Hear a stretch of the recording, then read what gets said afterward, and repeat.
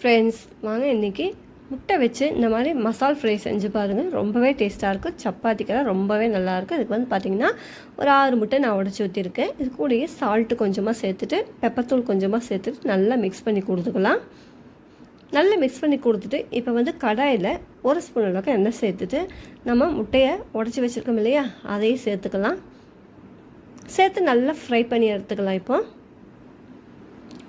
இந்த அளவுக்கு நல்லா ஃப்ரை பண்ணி எடுத்ததுக்கப்புறம்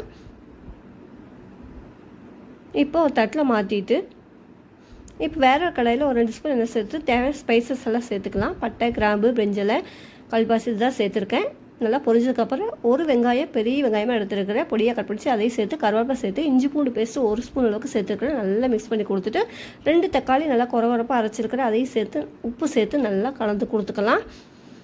நல்லா எண்ணெய் பிரிஞ்ச அளவுக்கு நல்லா வதங்கி வந்ததுக்கப்புறம் இப்போ வந்து இந்த மாதிரி தேவையான பொடிகள்லாம் சேர்த்துக்கலாம். மல்லித்தூள் 1 ஸ்பூன், கரம் மசாலா தூள் 1 ஸ்பூன், மஞ்சள் தூள் 1/4 டீஸ்பூன், சிக்கன் மசாலா தூள் 1 ஸ்பூன் சேர்த்துருக்கேன், மிளகாய் தூள் 1 ஸ்பூன் அளவுக்கு சேர்த்துருக்கேன். நல்லா எண்ணெய் பிரிஞ்சு வர அளவுக்கு நல்லா வதக்கி கொடுத்துட்டு இப்போ முட்டை வறுத்து வச்சுருக்கேன் இல்லையா, அதையும் சேர்த்து நல்லா மிக்ஸ் பண்ணி கொடுத்துக்கலாம். மிக்ஸ் பண்ணி மல்லித்தலை சேர்த்து சர்வ் பண்ணி பாருங்கள். ரொம்பவே டேஸ்ட்டாக இருக்கும். சப்பாத்திக்கு அருமையாக நீங்களும் நிச்சயமாக ட்ரை பண்ணி பார்த்து எப்படி இருக்குன்னு மறக்காமல் கமெண்ட்டில் சொல்லுங்கள். லைக் பண்ணுங்கள், ஷேர் பண்ணுங்கள். மறக்காமல் நிறைய சேனலையும் சப்ஸ்கிரைப் பண்ணி வச்சுக்கோங்க.